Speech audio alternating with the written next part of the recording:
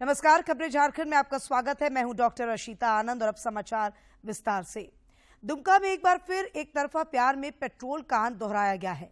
शहर के जरुआडी मोहल्ले में एक नाबालिग छात्रा को पेट्रोल डालकर जलाने की घटना का मामला सामने आया है। युवती को रांची स्थित रिम्स में इलाज के दौरान आज मौत हो गई। परिजनों ने आरोपी को फांसी देने की मांग की है। दुमका शहर के जरमुंडी थाना क्षेत्र के भालकी गांव में एक तरफा प्यार में सनकी युवक ने एक युवती पर पेट्रोल छिड़ककर आग लगा दी। युवती का बयान मजिस्ट्रेट के समक्ष दर्ज कर लिया गया है। आरोपी युवक को गिरफ्तार कर पुलिस मामले की जांच कर रही है। अंदर अचानक उसको उठी तो आग लगा तो देखी कि राजेश नाम का लड़का राजेश राउत भाग रहा है। गिरफ्तारी हुई है अभी चल। युवती मूल रूप से जामा थाना क्षेत्र के भैरवपुर गांव की रहने वाली है, जबकि आरोपी जिले के हंसडीहा थाना क्षेत्र के महेशपुर गांव का रहने वाला है। युवती अपने नानी घर आई हुई थी। गुरुवार की रात नानी के साथ सोई हुई थी। तभी रात करीब 1 बजे आरोपी वहां पहुंचा और सोई अवस्था में युवती पर पेट्रोल डालकर आग लगा दी। लड़का से चल रहा बात ठीक, लड़का दूसरा शादी कर लिया, अपने से दूसरा लड़की से शादी कर लिया।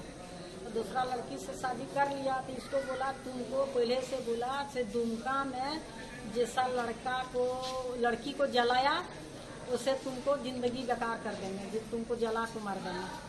लड़की का मैं मामी है गांव के।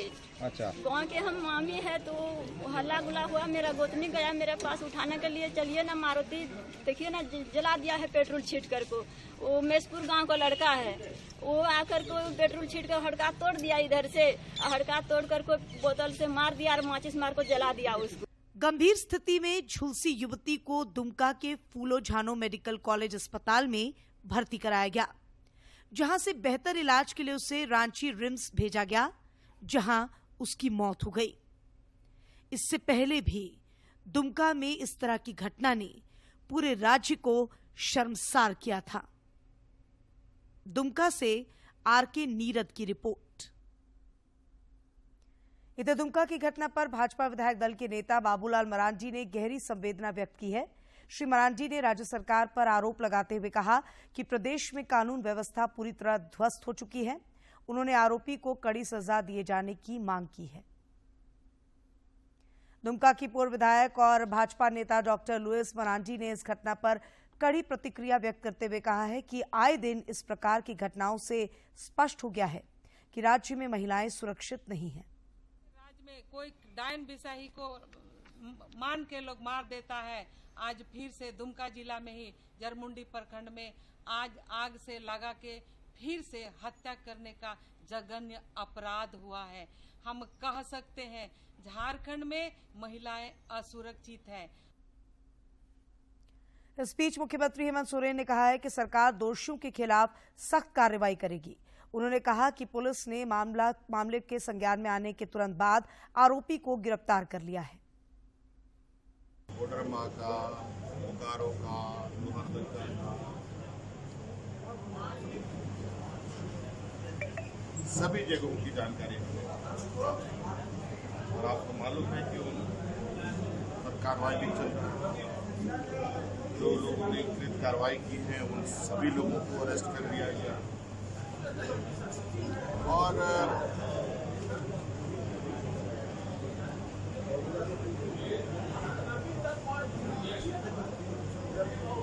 हमारा प्रयास है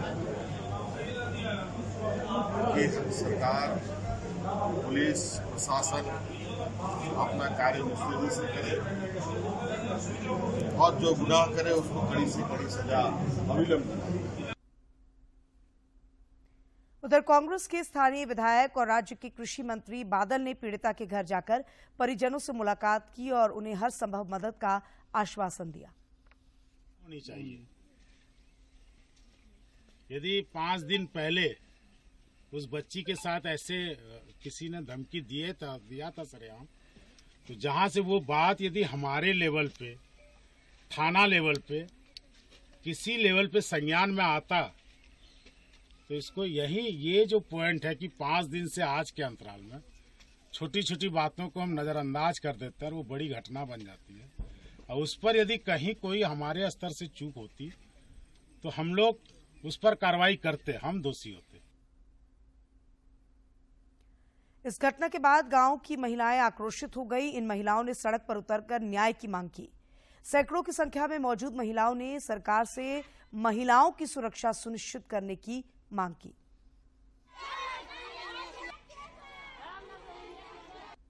लेकिन कल दिन तो फिर वो निकल जाएगा। कल दिन फांसी वो हो गया, लेकिन दूसरा घटना फिर होते रहेगा। इसके लिए कि कुछ रास्ता निकाले ताकि आगे चल के ये नहीं हो।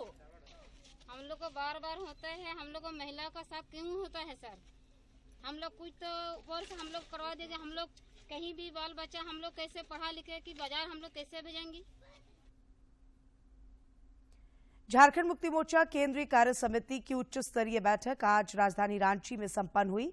बैठक में पार्टी के केंद्रीय अध्यक्ष शिबू सोरेन, कार्यकारी अध्यक्ष और राज्य के मुख्यमंत्री हेमंत सोरेन सहित पार्टी के कई मंत्री, सांसद और विधायक मौजूद थे। इस मौके पर मुख्यमंत्री ने पार्टी पदाधिकारियों को राज्य सरकार की योजनाओं को जन जन तक पहुंचाने का आह्वान किया। श्री सोरेन ने कई पदाधिकारियों को अतिरिक्त जिम्मेदारियां भी सौंपी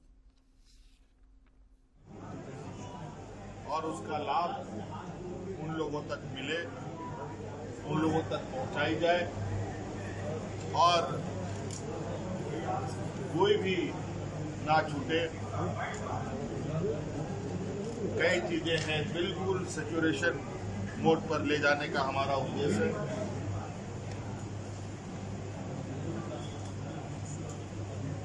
और इसमें कहीं न कहीं मुझे लगता है कार्यकर्ताओं की भूमिका काफी मजबूत है। झारखंड मुक्ति मोर्चा के कार्यकारी अध्यक्ष और राज्यसभा सदस्य शिबू सोरेन को दिल्ली हाईकोर्ट ने आय से अधिक संपत्ति के मामले में नोटिस जारी कर आगामी 10 नवंबर को जवाब दाखिल करने का निर्देश दिया है। गौरतलब है कि गोड्डा सांसद ऋषिकांत दुबे ने लोकपाल के समक्ष शिबू सोरेन और उनके परिवार के सदस्यों पर आय से अधिक संपत्ति जमा करने की शिकायत दर्ज कराई थी। दिल्ली हाईकोर्ट ने पिछली सुनवाई के दौरान लोकपाल की कार्रवाई पर रोक लगाने का आदेश दिया था। केंद्रीय वित्त मंत्रालय ने 14 राज्यों को 7,184 करोड़ रुपए के राजस्व घाटा अनुदान की 7वीं मासिक किश्त जारी की है। ये रकम 15वें वित्त आयोग की सिफारिशों के बाद जारी हुई है। 83.42 हजार करोड़ यानी कि 7,183 करोड़ रुपए के राजस्व घाटा अनुदान की 7वीं मासिक किस्त जारी की है। यह अनुदान राशि 15वें वित्त आयोग की सिफारिशों के अनुसार जारी की गई है। 15वें वित्त आयोग ने वित्त वर्ष 2022-23 के लिए 14 राज्यों को कुल 86,201 करोड़ रुपए की राजस्व घाटा अनुदान की सिफारिश की है। ये सिफारिश की गई अनुदान राशि व्यय विभाग द्वारा सिफारिश किए गए राज्यों को 12 समान मासिक किश्तों में जारी की जाएगी। इस 7वीं किश्त के जारी होने के साथ ही वर्ष 2022-23 में राज्यों को जारी की गई राजस्व घाटा अनुदान की कुल राशि बढ़कर 50,283.92 करोड़ रुपए हो गई है। सिद्धू कान्हू कृषि एवं वनोपज राज्य सहकारी समिति के मुख्य कार्यपालक अधिकारी संजीव कुमार ने कहा है कि कृषि एवं वनोपज वस्तुओं का ससमय डेटाबेस तैयार किया जाएगा। श्री कुमार आज राजधानी रांची में आयोजित एक दिवसीय कार्यशाला को संबोधित कर रहे थे। इस मौके पर उन्होंने कहा कि राज्य में कृषि उपज के अलावा इमली, महुआ, साल, लाह, करंज सहित कई ऐसे वन उत्पाद हैं जिनका वैल्यू एडिशन और बाजार उपलब्ध कराने की जरूरत है। आज की बैठक ये Sidhu Kanhu agriculture and forest produce federation का है। ये स्टेट लेवल पे है। इसमें बेसिकली हम लोगों ने आज सभी जिले के डीसीओ साहब और डीएफओ साहब को बुलाया है। बैठक में वो भाग ले रहे हैं क्योंकि हम लोग ये जानना चाहते हैं कि जितने भी एग्रीकल्चर प्रोड्यूस हैं और फॉरेस्ट प्रोड्यूस हैं जिसके लिए फेडरेशन बना है माननीय मुख्यमंत्री के अध्यक्षता में, इसमें हम लोग जो गैप्स हैं उसको आइडेंटिफाई करना चाहते हैं। कहाँ पे ज़रूरत है वैल्यू एडिशन करने के लिए फॉरेस्ट प्रोड्यूस को, कहाँ पे ज़रूरत है हम लोगों को एग्रीकल्चर प्रोड्यूस को वैल्यू एडिशन और मार्केटिंग करने के लिए। और अब कोविड अपडेट। देश भर में पिछले 24 घंटों के दौरान कोविड के 1997 नए मामले सामने आए हैं, जबकि इस दौरान 3908 कोरोना वीरों ने इस महामारी को पराजित कर जिंदगी की जंग जीती। देश में फिलहाल कोरोना के 30,362 मामले सक्रिय हैं और ज्यादातर इलाकों में कोविड संक्रमण के मामलों में लगातार गिरावट देखी जा रही है। इधर झारखंड में पिछले 24 घंटों में कोरोना के कई नए मरीजों की पहचान की गई, जबकि कई मरीज स्वस्थ भी हुए हैं। रांची में इस दौरान कोरोना के एक नए मरीज की पहचान की गई, जबकि 2 मरीज कोविड को मात देने में सफल रहे। वहीं स्वास्थ्य विभाग से मिली जानकारी के अनुसार कोविड के 14 मरीज सक्रिय हैं। देश में कोविड के खिलाफ जारी जंग में टीकाकरण अभियान भी तेज गति से जारी है। केंद्रीय स्वास्थ्य मंत्रालय के ताजा आंकड़ों के अनुसार देश में अब तक 2 अरब 18 करोड़ 88 लाख से अधिक कोविड रोधी टीके लगाए जा चुके हैं।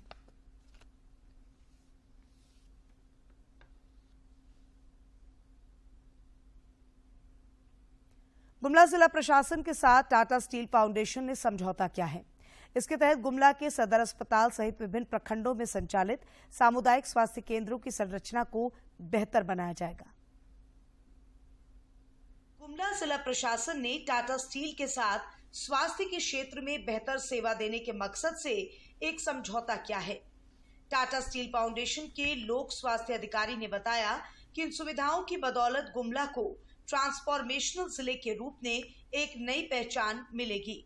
इसमें हम लोग एडवांस्ड मेडिकल इक्विपमेंट जो है वो भी गुमला जिला के जो अस्पताल हैं, सदर अस्पताल हैं और कुछ 2 CHC जो हमने चिन्हित किए हैं, उनको भी अपग्रेड करने में हमारी कोशिश रहेगी। इस समझौते के तहत टाटा स्टील फाउंडेशन ने गुमला के सदर अस्पताल में एक आधुनिक सिटी स्कैन मशीन और एक एक्सरे मशीन उपलब्ध कराने की स्वीकृति प्रदान की है। टाटा फाउंडेशन ग्रुप के लोग आए हैं और यहाँ हेल्थ की जो प्रॉब्लम था, हेल्थ एपरेटस का जो प्रॉब्लम था, जैसे कि CT स्कैन या फिर एडवांस एक्सरे मशीन की, वो जल्द ही पूरा होगा और हमारी गुमला की जनता को उसका सेवा मिलेगा। MOU के तहत स्वास्थ्य केंद्रों में आधारभूत संरचना को बेहतर बनाने का काम किया जा रहा है और ICU में भी 100 बेड लगाने पर सहमति बनी है। 2027 तक का आज एक MOU हुआ है between the representative of Tata Steel Foundation and the civil surgeon, जो इंश्योर करता है कि अगले 3 से 4 साल तक लगातार, कहा जाए एग्जैक्टली 5 साल में लगातार ये ह्यूमन रिसोर्स की स्किलिंग कराना, इसके अलावा और इक्विपमेंट्स को देना, हैंड होल्ड करना और इंश्योर कराना कि जो हेल्थ सर्विसेज का जो इनका एक मकसद है वो कितने बेहतर तरीके से लास्ट डोर, लास्ट व्यक्ति तक हम लोग दे दें। जनजातीय बाहुल जिला पहले खेल और खिलाड़ियों के लिए जाना जाता था। अब टाटा स्टील फाउंडेशन के सहयोग से बेहतर स्वास्थ्य सुविधाएं भी यहाँ के स्थानीय लोगों को मिलेंगी, जो गुमला जिले के लिए वरदान से कम नहीं है। गुमला से बलदेव प्रसाद की रिपोर्ट। भारतीय रिजर्व बैंक ने end to end workflow app Daksh launch किया है। इस ऐप से बैंकों और अन्य गैर बैंकिंग वित्तीय सेवाओं की कार्यप्रणाली की निगरानी में मदद मिलेगी। दक्ष लॉन्च किया है। यह तंत्र पर्यवेक्षी प्रक्रियाओं को और अधिक मजबूत बनाएगा। इसके द्वारा बैंकों और अन्य गैर बैंकिंग वित्तीय सेवाओं की कार्यप्रणाली की निगरानी में मदद मिलेगी। दक्ष के माध्यम से RBI नवीनतम डेटा और विश्लेषणात्मक उपकरणों की मदद से बैंकों की स्वचालित कार्य प्रक्रियाओं में और पारदर्शिता लाना चाहेगी। दक्ष एप्लीकेशन की सहायता से RBI बैंकों की कार्यप्रणाली पर बेहतर नजर रख पाएगी। यह एप्लीकेशन एक प्लेटफॉर्म के माध्यम से बैंकों से जुड़ी सभी प्रकार की गतिविधियों का अवलोकन कर पाएगी। इस उन्नत पर्यवेक्षीय सिस्टम की मदद से RBI बैंकों से जुड़े निर्बाध संचार, निरीक्षण योजना, साइबर घटना रिपोर्टिंग और विभिन्न MIS रिपोर्ट आदि का सुचारू रूप से संपादन कर सकेगा। केंद्रीय शिक्षा राज्य मंत्री अन्नपूर्णा देवी ने कोडरमा स्थित परियोजना बालिका उच्च विद्यालय का औचक निरीक्षण किया और व्यवस्था का जायजा लिया। इस मौके पर उन्होंने विद्यालय के प्राचार्य, शिक्षकों और बालिकाओं से बातचीत की और पठन पाठन तथा विद्यालय में चल रही अन्य गतिविधियों की भी जानकारी ली। पलामू के उपायुक्त ए दोड्डे ने आज जनता दरबार के माध्यम से स्थानीय लोगों की समस्याओं को सुना और समाधान के लिए संबंधित पदाधिकारियों को अग्रसारित किया और जल्द से जल्द निष्पादन करने का निर्देश भी दिया।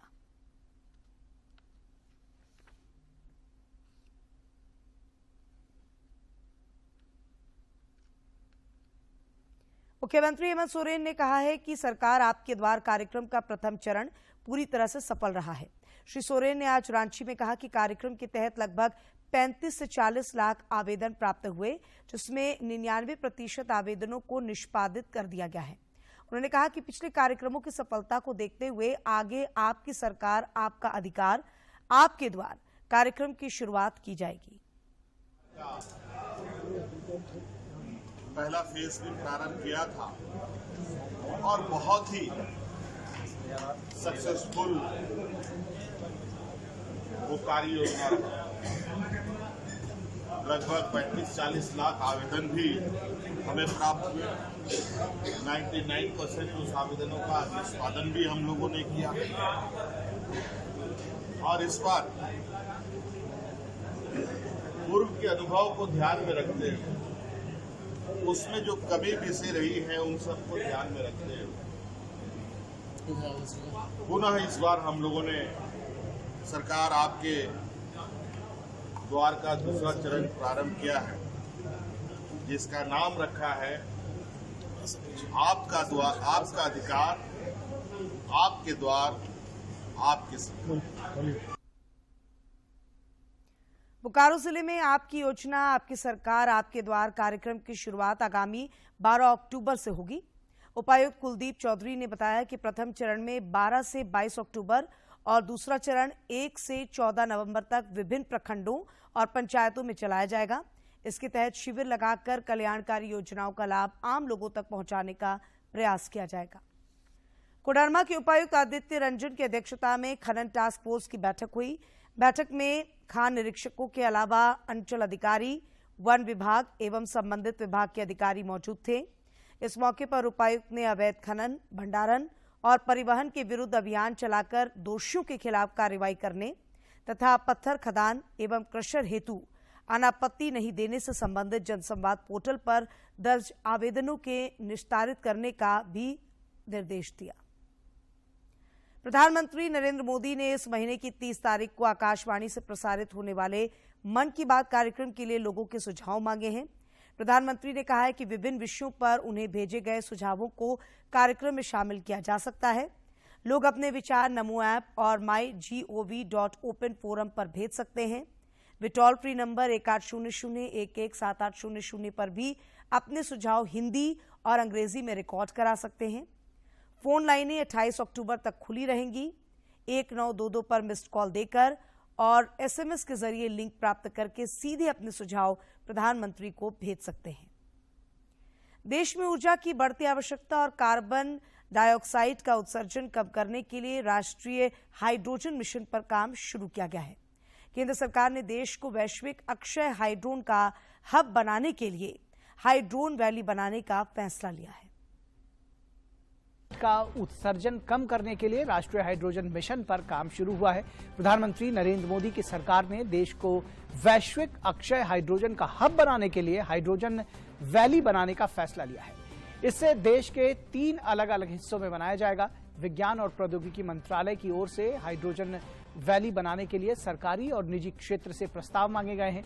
DST के अनुसार हाइड्रोजन वैली का मतलब एक हाइड्रोजन घाटी से है, जहां हाइड्रोजन का उत्पादन एक से अधिक क्षेत्रों में किया जाएगा। अभी तक जगहों का चयन नहीं हुआ है, लेकिन उत्तर, दक्षिण और पूर्वोत्तर क्षेत्र में इनका निर्माण किया जाएगा। प्रधानमंत्री नरेंद्र मोदी ने अगस्त 2021 में राष्ट्रीय हाइड्रोजन मिशन की घोषणा की थी। इसके ठीक 1 साल बाद केंद्र सरकार ने मिशन इनोवेशन के तहत हाइड्रोजन वैली शुरू करने का फैसला लिया है। इसके लिए 3 अलग अलग चरणों में काम किया जाएगा, जो 2050 तक चलेगा।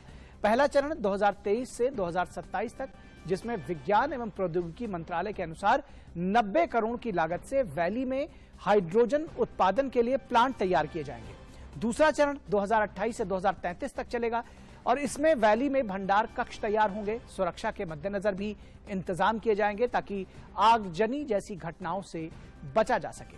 और तीसरा चरण जो कि 2034 से 2050 तक चलेगा। इसमें वैली में वितरण को लेकर क्षेत्र बनाए जाएंगे। सीमेंट स्टील उद्योग के लिए भी हाइड्रोजन उत्पादन के लिए अलग क्षेत्र बनाया जाएगा।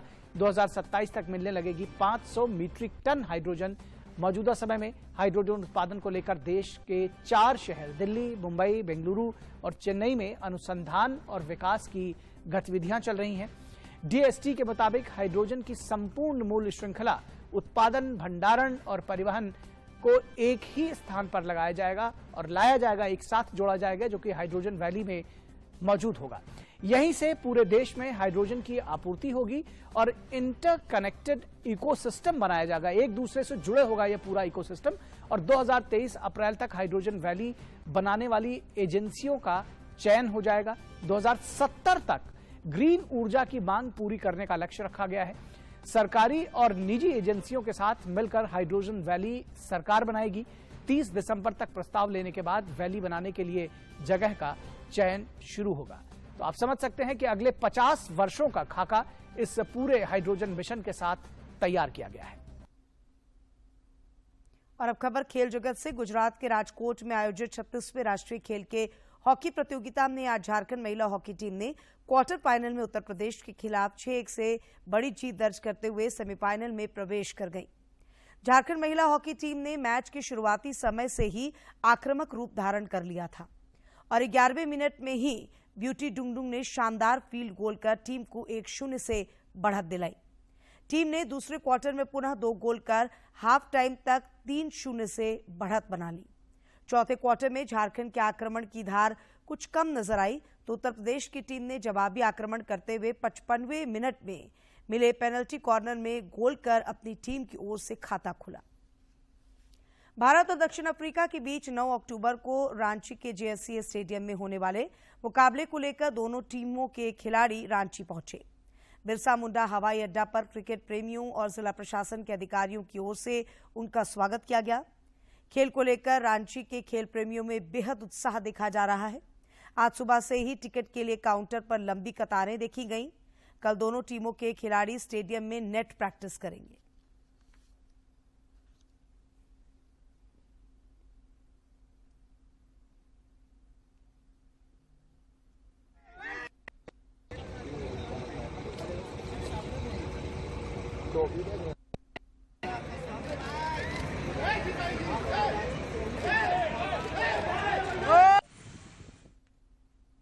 और अब कुछ खबरें राज्य के विभिन्न जिलों से।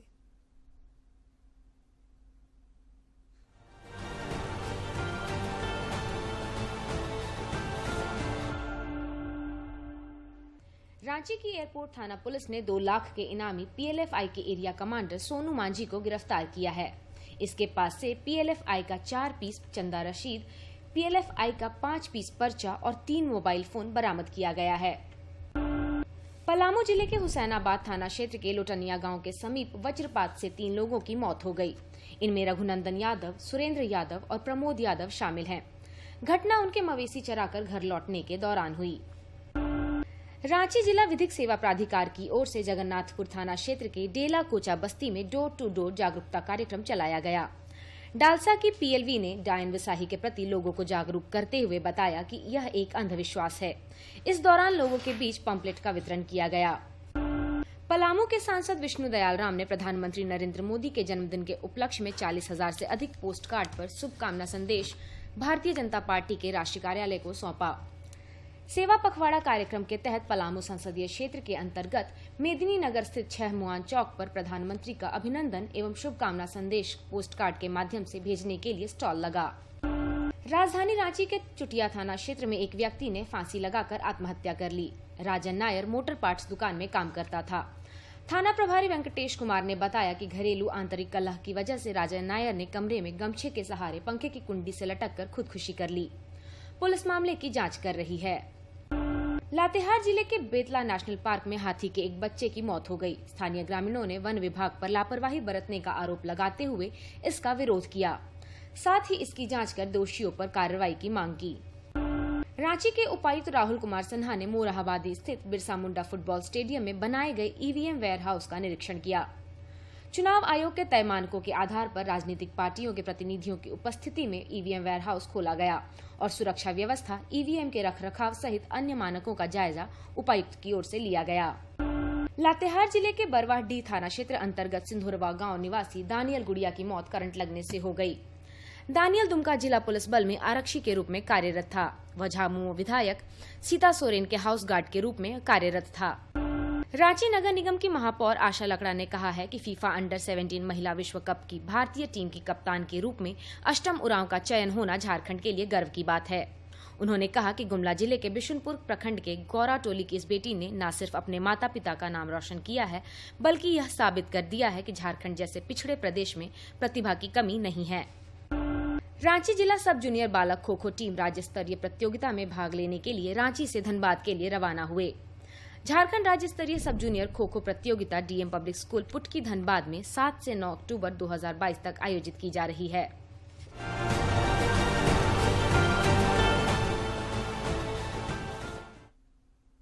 और अब बात मौसम की। राजधानी रांची में आज सवेरे से ही मौसम सुहाना रहा और बारिश से लोगों को राहत मिली। हालांकि मौसम विज्ञान केंद्र रांची ने अपने पूर्वानुमान में बताया है कि अगले 6 दिनों तक कई इलाकों में हल्के से मध्यम दर्जे की बारिश के आसार हैं। पिछले 24 घंटों के दौरान अधिकांश जगहों पर हल्के से मध्यम दर्जे की बारिश हुई, जबकि कहीं कहीं भारी बारिश भी रिकॉर्ड की गई। सरायकेला खरसावां जिले की चांडिल प्रखंड स्थित दलमा अभ्यारण्य में 2 से 8 अक्टूबर तक वन्य प्राणी सप्ताह मनाया जा रहा है। इस अवसर पर एक हथिनी रजनी का 13वां जन्मदिन मनाया गया और 14 पाउंड का केक भी काटा गया, जिसमें वन विभाग के पदाधिकारी सहित स्कूली बच्चे भी शामिल हुए।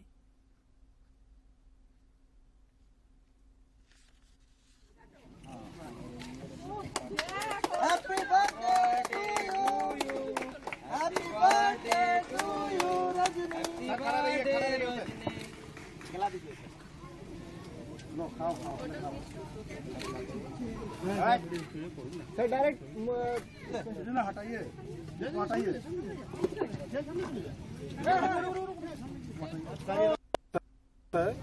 तेरहवें रजनी के बर्थडे के समारोह में आज बड़ा खुशी का दिन है कि 13वें जन्मदिन पर रजनी को हम लोग बर्थडे का मिल रहा है और मना रहे हैं। और यहाँ का जितने और अंत में मुख्य समाचार एक बार फिर।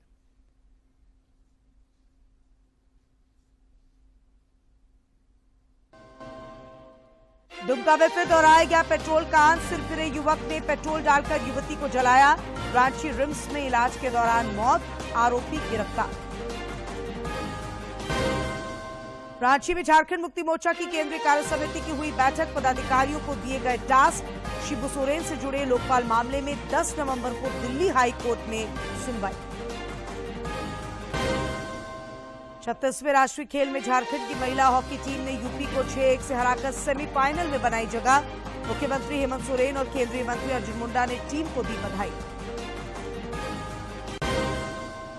और भारत और दक्षिण अफ्रीका के बीच 9 अक्टूबर को होने वाले मुकाबले के लिए रांची में क्रिकेट प्रेमियों में उत्साह। दोनों टीम के खिलाड़ी पहुंचे रांची, कल करेंगे नेट प्रैक्टिस।